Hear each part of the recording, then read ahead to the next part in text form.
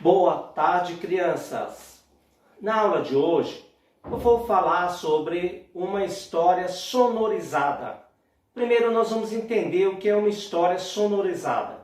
Para a gente entender o que é uma história sonorizada, eu vou fazer aqui uma sonorização da minha aula para vocês poderem entender melhor o que é uma história sonorizada.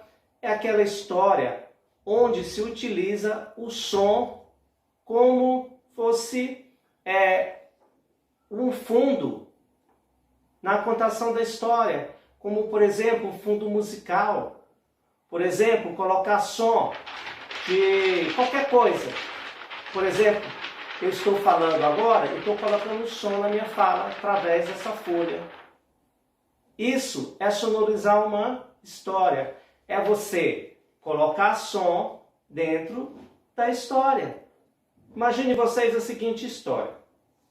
Certa vez, uma criança se perdeu numa floresta e ela nunca mais voltou para a casa dela.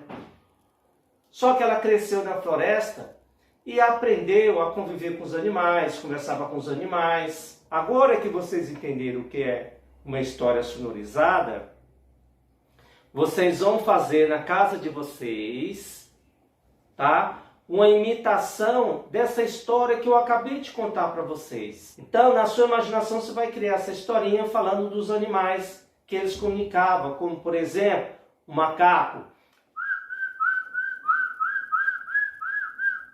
as onças. Então, conte toda a história. Você vai colocar um som nessa história. Tá bom? E depois vocês me enviam pelo meu celular, pelo meu WhatsApp. Muito obrigado, continue em casa.